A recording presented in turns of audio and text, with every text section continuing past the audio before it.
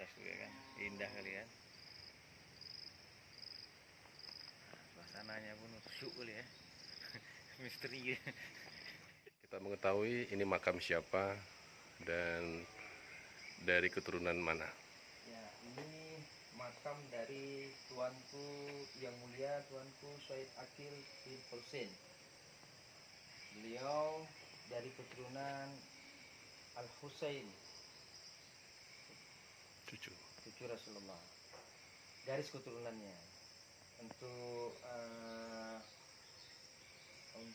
apa silsilahnya ada di dalam silsilah keluarga. Beliau ini salah seorang raja yang diutus oleh Iskandar Muda untuk memimpin kenegrian Sungaraya. Walid generasi yang keberapa Saya generasi kelima dari Habaib? dari Habib Akil bin Husain. Kerajaan Sungaraya ini kira-kira berdiri pada tahun 17 sekian. 17 17. 1917. Bukan. 1700. 1700. Ya, Dan beliau adalah raja pertama. raja pertama.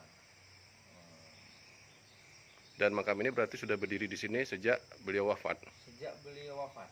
Dan saat ini yang menjaga wafat makam ini dari keluarga kita, Said Alwi bin Yusuf bin Sahab.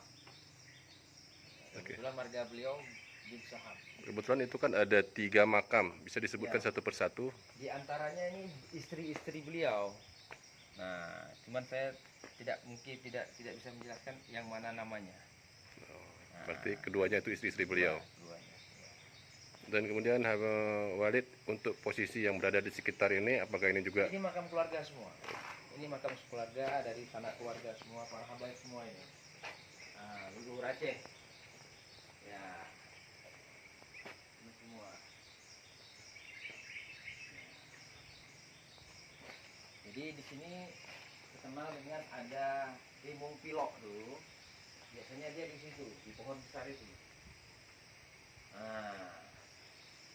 Dia yang menjaga makam ini. Saat ini mungkin sudah tidak di sini lagi, atau kita tidak tahu keberadaan dari mana. Ya. Jadi saat ini beliaulah sebagai misteri penunggu. Misteri penunggu. Ya.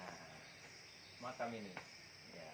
Sepertinya ini butuh perhatian dari pemerintah daerah. Sangat sekali, karena ini merupakan salah satu situs daerah yang harus dipromosikan dan diinformasikan kepada masyarakat.